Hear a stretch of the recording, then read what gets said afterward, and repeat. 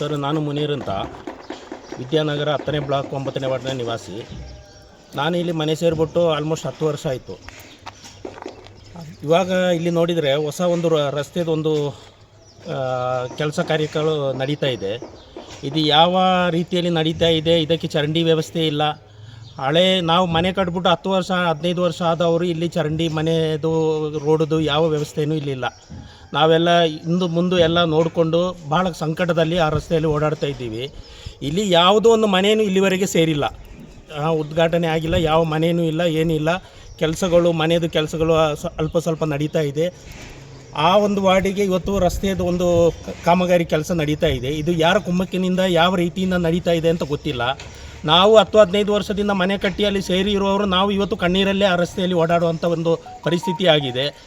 7ನೇ ವಾರ್ಡಿನಿಂದ ನೆಹರು ನಗರದಿಂದ ಬರುವಂಥ ನೀರು ನಮ್ಮ ಮನೆ ಮುಂದುಗಡೆ ಬಂದುಬಿಟ್ಟು ನಮ್ಮ ಮನೆ ಒಳಗಡೆ ಕಾರ್ ಸೆಟ್ಟಿಗೆ ನೀರು ನುಗ್ಗುವಂಥ ಒಂದು ವ್ಯವಸ್ಥೆ ಆಗಿಬಿಟ್ಟಿದೆ ಇವತ್ತು.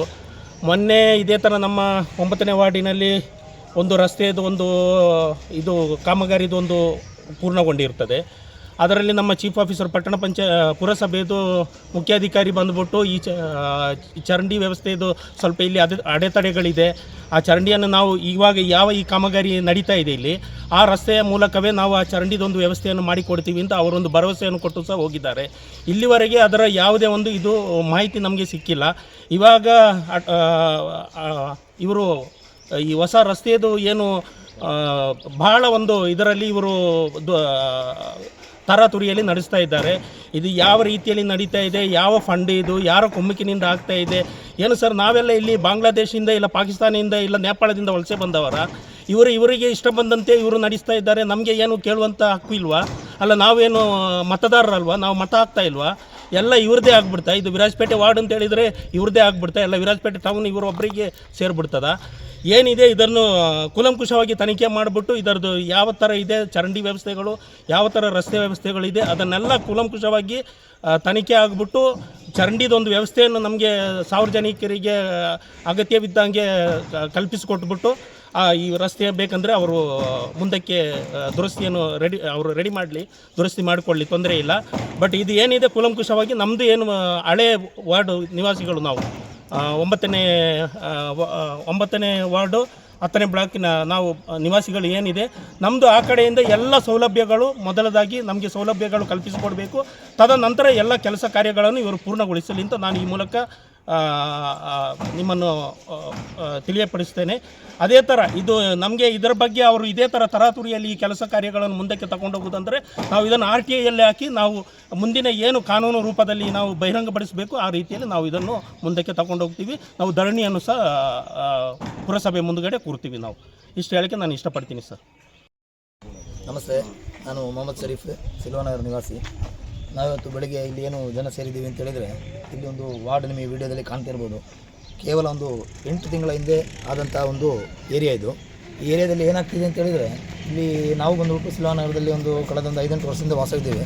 ನಮಗೆ ಅಲ್ಲಿ ಒಂದು 100-150 ಮನೆ ಇದ್ದರೂ ಸಹ ಇದರೆಡೆಯಲ್ಲಿ ಹೀಗಾಗಿ ಒಂದು 6 ತಿಂಗಳ ಹಿಂದೆ ಒಂದು ರಸ್ತೆ ನಿರ್ಮಾಣ ಆಗಿದೆ. ಅದರಲ್ಲಿ ಪೂರ್ತಿಯಾಗಿ ಇನ್ನೂ ಆಗಿಲ್ಲ, ಅರ್ಧಕ್ಕೆ ಮುಕ್ಕಾಲು ಭಾಗ ಆಗಿದೆ. ಆದರೆ ಇಲ್ಲಿ ಏನಾಗ್ತಿದೆ ಅಂತ ಹೇಳಿದರೆ ಖಾಸಗಿ ಲೇಔಟ್ನಲ್ಲಿ ಸರ್ಕಾರಿ ರಸ್ತೆ ಎಂಬ ಒಂದು ಪದ ಇಲ್ಲಿ ಉಪಯೋಗ ಪಡಿಸಬೇಕಾಗಿದೆ. ಯಾಕೆಂತೇಳಿದರೆ ಯಾರೋ 8 ತಿಂಗಳ ಹಿಂದೆ ಮಾಡಿದಂಥ ಒಂದು ಖಾಸಗಿ ಲೇಔಟ್, ಅಲ್ಲಿಗೆ ಯಾಕಪ್ಪ ಸರ್ಕಾರಿ ಹಣದಲ್ಲಿ ರಸ್ತೆ ಮಾಡಬೇಕು? ಅದು ನೋಡಿ ನೀವು ವಿಡಿಯೋದಲ್ಲಿ ಕಂಡಿರ್ಬೋದು, ಕೇವಲ 10 ಅಡಿ ರಸ್ತೆ, ಚರಂಡಿಯ ವ್ಯವಸ್ಥೆನೇ ಇಲ್ಲ. ಆದರೆ ಈ ಮನೆ ಕಟ್ಟಿದವರು ಚರಂಡಿ ನೀರಲ್ಲಿ ಬಿಡ್ತಾರೆ. ಅದರದ್ದು ಮುಂದೆ ಇರುವಂಥ ಚರಂಡಿ, ಈ ಚರಂಡಿಯಲ್ಲಿ ಏನಾಗಿದೆ ಅಂತ ಹೇಳಿದರೆ ನೀರು ಹೋಗ್ಲಿಕ್ಕೆ ಜಾಗ ಇಲ್ಲ. ಇಲ್ಲಿಂದ ಕೆಳಗೆ ಹೋಗಬೇಕಾದಂಥ ಚರಂಡಿಯನ್ನು ಕಟ್ ಮಾಡಿಬಿಟ್ಟು ಮೇಲಕ್ಕೆ ಹೋಗೋಂಗೆ ಮಾಡಿದ್ದಾರೆ. ಮೇಲಕ್ಕೆ ಯಾವುದೇ ರೀತಿ ನೀರು ಹೋಗೋದಿಲ್ಲ. ಆಗ ಇದರಿಂದ ವಿಷಯ ಏನು ಅಂತ ಹೇಳಿದರೆ ಇಲ್ಲಿ ಯಾರು ಅಧಿಕಾರಿಗಳಿದ್ದಾರೆ ಇಲ್ಲ ಅಂತ ಹೇಳಿದರೆ ಇದು ಯಾರ ಹಿಂದೆ ನಡೀತಾ ಇದೆ, ಯಾವ ಫಂಡಿಂದ ನಡೀತಾ ಇದೆ ಅಂತ ಗೊತ್ತಾಗಬೇಕು. ಯಾಕೆಂದರೆ ಇಲ್ಲಿ ವಿಡಿಯೋದಲ್ಲಿ ನೋಡಿ ನೀವು ಯಾವುದೇ ಇನ್ನು ಒಂದು ಮನೆಯೂ ಇಲ್ಲಿ ಪೂರ್ಣಗೊಂಡಿಲ್ಲ. ಈ ರಸ್ತೆನೂ ಬಿಡಿ, ಇದು ರಸ್ತೆ ಬಿಡಿ, ಅವರು ಈಗ ನಾವು ಹೇಳಿದ ಪ್ರಕಾರ ಒಂದು ಇದು ವಿದ್ಯುತ್ ಕಂಬ ಸಹ ಇಲ್ಲಿ ಹಾಕಿಲ್ಲ. ಮತ್ತು ಹೇಗೆ ಸರ್ ಇವರೆಲ್ಲ ಒಂದು ಇದಕ್ಕೆ ಇದು ಅನುಮತಿ ಕೊಡ್ತಾರೆ? ಒಂದು ಪಟ್ಟಣ ಪಂಚಾಯತಿಂದ ಪರ್ಮಿಷನ್ ಹೇಗೆ ಕೊಡ್ತಾರೆ ಇಲ್ಲಿ ಕಟ್ಟಲಿಕ್ಕೆ?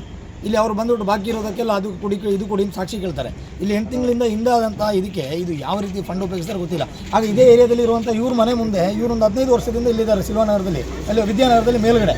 ಅವ್ರ ಮನೆ ಮುಂದೆ ರಸ್ತೆ ಇಲ್ಲ, ಇಲ್ಲಿ ಇದ್ದಾರೆ. ಇವ್ರ ಮನೆ ಹಿಂದುಗಡೆನೂ ರಸ್ತೆ ಇಲ್ಲ. ಇವರು ಅಷ್ಟೇ ಪ್ಲಾನಿಂಗ್ ಇದೆ. ನಮ್ಮ ನಮಗೆ ತೋರಿಸಿದ್ದಾರೆ ಲಾಸ್ಟ್ ಟೈಮು ಅಲ್ಲಿ ಹೋದಾಗ ಒಂದು ತಿಂಗಳು ಮುಂಚೆ ನಿಮ್ಮ ರೋಡ್ ಆಗಿದೆ ಇಲ್ಲಿಂದ ಇಲ್ಲಿಗೆ ಅಂತ. ಆ ರೋಡ್ ಆಗಬೇಕಾಗಿರೋದು ಅದನ್ನು ತಗೊಂಡು ಅವರು ಇಲ್ಲಿಗೆ ಹಾಕ್ತಿದ್ದಾರೆ. ಅದು ಬೇರೆ ಗಿಡಗಳಿಗೆ ಅವರು ಇದು ಮಾಡಿದ್ರು.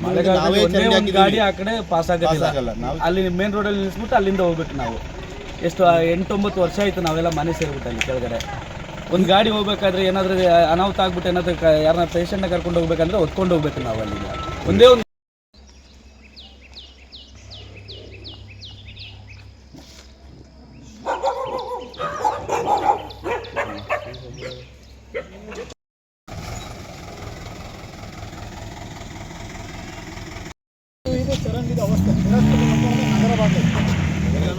ಪ್ರೊಫೆಸರ್ ಅಂತೇಳಿ ವಿರಾಜಪೇಟೆ 9ನೇ ವಾರ್ಡ್ನಲ್ಲಿ ವಾಸಿ.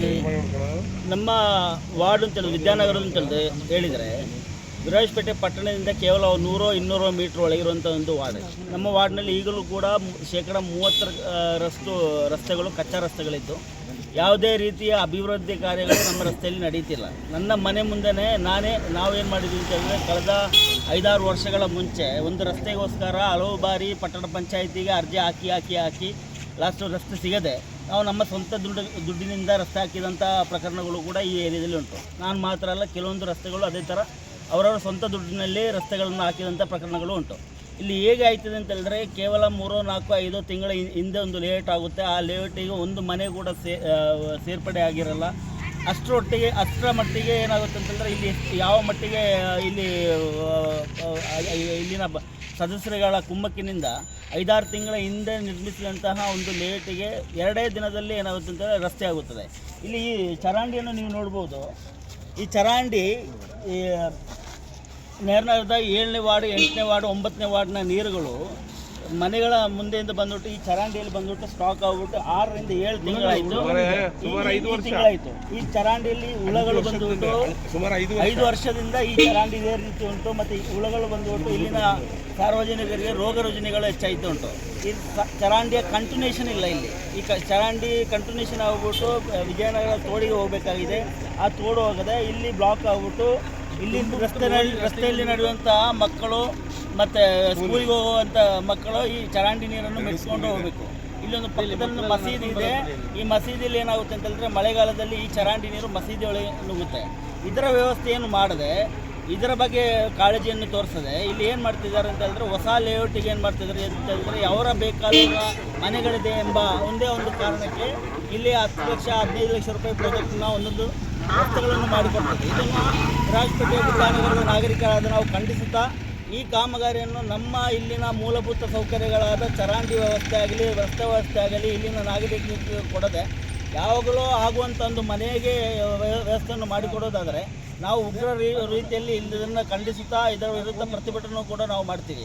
ಏಕೆಂತ ಹೇಳಿದ್ರೆ ಇಲ್ಲಿನ ಈ ಕಾಮಗಾರಿಯು ಎಲ್ಲಾದರೂ ನಾಳೆ ನಾಡಿದಾಗ್ಬಿಟ್ಟು ಪುರಸಭೆಯವರು ಸ್ಟಾರ್ಟ್ ಮಾಡೋದಾದರೆ ನಾವು ಕಾಮಗಾರಿಯನ್ನು ತಡೆದು ಇಲ್ಲಿ ಪ್ರತಿಭಟನೆ ಕೂರ್ತೀವಿ. ಇದಕ್ಕೆ ಏನು ಉಂಟು ಅದು ಸಂಪೂರ್ಣ ಜವಾಬ್ದಾರರು ಇಲ್ಲಿನ ಪುರಸಭಾ ಮುಖ್ಯಾಧಿಕಾರಿಗಳು ಆಗಿರ್ತದೆ. ಅದರಿಂದ ಅವ್ರು ಬಂದುಬಿಟ್ಟು ನಮಗೆ ಸಮಜಾಯಿಷ ನೀಡಬೇಕು. ಮತ್ತು ಯಾವ ಇದರಲ್ಲಿ ಯಾವ ಅನುದಾನದ ಅಡಿಯಲ್ಲಿ ಈ ರಸ್ತೆ ಕಾಮಗಾರಿ ಪಾಸಾಗಿದೆ, ಇದರ ಆ್ಯಕ್ಷನ್ ಪ್ಲ್ಯಾನ್ ಯಾವಾಗಾಗಿದೆ, ಇದನ್ನು ಯಾವುದೇ ಕೂಡ ನೋಟಿಫಿಕೇಷನ್ ಮಾಡದೆ ಎಲ್ಲಿನೋ ಒಂದು ಕಾಮಗಾರಿಯನ್ನು ತೆಗೆದುಬಿಟ್ಟು ಇಲ್ಲಿ ಮಾಡ್ತಾ ಇದ್ದಾರೆ. ಅದರಿಂದ ಇದನ್ನು ವಿದ್ಯಾನಗರದ 9ನೇ ನಿವಾಸಿಗಳಾದ ನಾವು ಖಂಡಿಸುತ್ತಾ ಇದರ ವಿರುದ್ಧ ನಾವು ಯಾವುದೇ ಕಾರಣಕ್ಕೂ ಇಲ್ಲಿನ ಹಳೆ ರಸ್ತೆಗಳನ್ನು ದುರಸ್ತಿಪಡಿಸದೆ ಹೊಸ ರಸ್ತೆಗಳಿಗೆ ದುರಸ್ತಿಪಡಿಸುವಂಥ ಕಾರ್ಯಕ್ಕೆ ನಾವು ಯಾವತ್ತೂ ಕೂಡ ನಾವು ಇದನ್ನು ಮಾಡಲು ಬಿಡೋದಿಲ್ಲ.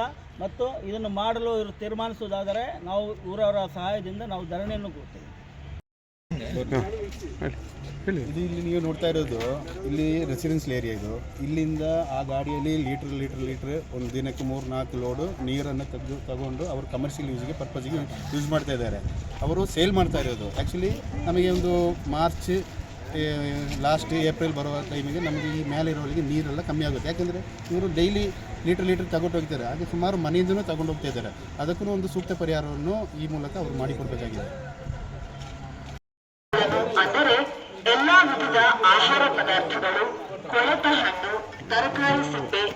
ಇಲ್ಲಿ ನಿವಾಸಿ ಆಲ್ಮೋಸ್ಟ್ ಒಂದು 7 ವರ್ಷದ ಪಕ್ಕ ಆಯಿತು. ನಾವು ನಮ್ಮ ಪಕ್ಕದವರು ಇವರು ಒಂದು 10-12 ವರ್ಷ, ಅವರೊಂದು 15 ವರ್ಷ ಆಯಿತು. ಈ ಥರ ಇದ್ದೀವಿ. ಆ್ಯಕ್ಚುಲಿ ನಾವು ಅವತ್ತು ಮುನ್ಸಿಪಾಲ್ಟಿಲಿ ಅಧ್ಯಕ್ಷರು ಯಾರಿದ್ದರು ಅವ್ರ ಹತ್ರ ಹೋಗ್ಬಿಟ್ಟು ನಾವು ಮಾತಾಡಿದಾಗ ಈ ರೋಡ್ ನಿಮಗೆ ಆಗಿದೆ, ಸ್ಯಾಂಕ್ಷನ್ ಆಗಿದೆ, ಮಾಡಿಕೊಡ್ತೀವಿ ಅಂತ ಹೇಳ್ಬಿಟ್ಟು ನಮಗೆ ಹೇಳಿದ್ರು. ಆದರೆ ಆ್ಯಕ್ಚುಲಿ ಇವಾಗ ಏನು ನಡೀತಾ ಇದೆ ಅಂದರೆ ಈ ರೋಡ್ ಮಾಡದೆ ಅವರು ಆ ರೋಡನ್ನು ಮಾಡ್ತಿದ್ದಾರೆ. ಈಗ ಆಗಲೇ ತೋರಿಸಿದ ರೋಡನ್ನು ಅವರು ಮಾಡ್ತಿದ್ದಾರೆ. ಈಗ ನಾವು ನೋಡಿ ನಮ್ಮ ಸ್ವಂತ ಖರ್ಚಿನಲ್ಲಿ ಇದೆಲ್ಲ ಮಾಡಿರೋದು. ಚರಂಡಿ ವ್ಯವಸ್ಥೆ ನಾವೇ ಮಾಡಿರೋದು. ಇದು ಯಾರಲ್ಲಿದೆ ಕಂಟಿನ್ಯೂಸ್ ಎಲ್ಲರೂ ಅವರವರ ಖರ್ಚಲ್ಲೇ ಮಾಡಿದ್ರು. ಲಕ್ಷ ಲಕ್ಷ ನಮಗೆ ಖರ್ಚಿದೆ. ರೋಡ್ ಮಾಡಿಕೊಡಿ ಅಂದರೆ ಅವ್ರು ಮಾಡಿಕೊಡ್ತಾರೆ ಸತಾಯಿಸ್ತಿದ್ದಾರೆ, ಮಾಡಿಕೊಡ್ತಾ ಇಲ್ಲ. ಫಂಡ್ ಇಲ್ಲ ಅಂತ ಹೇಳ್ತಾ ಇದ್ದಾರೆ. ನೆಪ ಫಂಡ್ ಇಲ್ಲ ಅಂತ ಎಷ್ಟು ನಾವೊಂದು 10 ರಿಂದ 15 ಸಲ ನಾವು ಈ ವಾರ್ಡ್ ಇಲ್ಲಿ ಯಾರು ವಾರ್ಡ್ ಸದಸ್ಯರಿದ್ದರು ಅವರಿಗೂ ನಾವು ಈ ಒಂದು ನ್ಯೂಸನ್ನು ತಿಳಿಸಿದ್ದೀವಿ. ಅದೇ ಥರ ನಮ್ಮ ಇವರು ಪುರಸಭೆ ಆವತ್ತಿನ ಅಧ್ಯಕ್ಷರು ಯಾರಿದ್ದರು ಅವರಿಗೂ ತಿಳಿಸಿದ್ದೀವಿ. ಆದರೆ ಯಾವ ಟೈಮಲ್ಲಿ ಹೋದರೆ ನಮಗೆ ಫಂಡ್ ಇಲ್ಲ. ಹೊಸ ಹೊಸ ಲೇಔಟ್ಗಳಿಗೆ ಇವಾಗ ಅವರಿಗೆ ಯಾವುದು ಮಾಡಬೇಕು ಅದನ್ನು ಮಾಡ್ತಾ ಇದ್ದಾರೆ. ಆವಾಗ ಅವರಿಗೆ ಫಂಡ್ ಇದೆ. ನಾವು 10-15 ವರ್ಷದಿಂದ ಇಲ್ಲಿ ನಾವು ಮಕ್ಕಳು, ವೃದ್ಧರು, ಗರ್ಭಿಣಿಯರು ಎಲ್ಲ ಓಡಾಡ್ತಾ ಇರೋ ರಸ್ತೆ ಇವರನ್ನು ನಾವು ಎತ್ಕೊಂಡು ಕೈಯಲ್ಲಿ ಎತ್ಕೊಂಡು ನಾವು ಗಾಡಿ ಹೋಗೋದಿಲ್ಲ. ಗಾಡಿಗಳೆಲ್ಲ ಅಲ್ಲಿ ನಿಲ್ಲಿಸ್ಬಿಟ್ಟು ನಾವು ಬರಬೇಕಷ್ಟೇ. ಇಲ್ಲಿಂದ ಆಚೆಗೆ ಒಂದು ಗಾಡಿಗೂ ಹೋಗೋದಿಲ್ಲ ಮಳೆಗಾಲದಲ್ಲಿ. ಸ್ವಲ್ಪ ಹಿಂಗೆ ಬರಲಿಕ್ಕೆ ಸರ್, ಇಲ್ಲಿ ನಾನು ಹೇಳ್ತೀನಿ ಸರ್. ನಾನು ಇಲ್ಲಿದ್ದು ನಿವಾಸಿ. ನಾವು ಈ ಥರ 7 ವರ್ಷ ಆಯಿತು ಮನೆ ಸೇರಿಬಿಟ್ಟು. ನಮಗೆ ರಸ್ತೆ ಇಲ್ಲ, ಇದೆಲ್ಲ ನಾವೇ ಮಾಡ್ಕೊಂಡಿದ್ದು. 80 ಅಡಿ ರಸ್ತೆ ನಾವೇ ನಮ್ಮ ಕೈಯಿಂದ ಹಾಕ್ಬಿಟ್ಟು ಇದನ್ನು ನಾವೇ ಮಾಡ್ಕೊಂಡಿದ್ದು, ಚರಂಡಿ ಮಾಡ್ಕೊಂಡಿದ್ದು. ರಸ್ತೆ ಬರುತ್ತೆ ಅಂತ ಹೇಳ್ತಾರೆ ಸರ್, ನಮಗೆ ರಸ್ತೆ ಬರುವುದಿಲ್ಲ, ಬರ್ತಾನೂ ಇಲ್ಲ. ಈ ಕಡೆ ಸರ್ ನೋಡಿ ಸರ್, ಈ ಕಡೆ ಏನು ಬರೋಕ್ಕೆ ಆಗೋದೇ ಇಲ್ಲ ಇಲ್ಲಿ. ಆ ಥರ ಅವಸ್ಥೆ ಸರ್. ಸಾಮಾನ್ಯ 11 ವರ್ಷ 10 ವರ್ಷದವರು 15 ವರ್ಷದವರು ಇರೋರು ಇಲ್ಲಿ ಯಾರಿಗೆ ಇಲ್ಲ. ಈಗ ಹೊಸದು ಬಂದಿದ್ದಕ್ಕೆ ಎಲ್ಲರಿಗೂ ಉಂಟು. ಅಲ್ಲಿ ಮನೆಯೇ ಇಲ್ಲ, ಮನೆಯೇ ಇಲ್ಲ, ಮನೆಯೇ ಇಲ್ಲದ ಜಾಗದಲ್ಲಿ ರಸ್ತೆ. ಇಲ್ಲಿ ಚರಂಡಿಯನ್ನು ನಾವೇ ದುಡ್ಡು ಕೊಟ್ಟು ಮಾಡಿದ್ವಿ. ಇದು ಈ ಕಡೆ ಹೋಗ್ಬೇಕು. ಅದು ಆ್ಯಕ್ಚುಲಿ ವಾರದಲ್ಲಿ ಚರಂಡಿ ಇಲ್ಲ. ಅವನ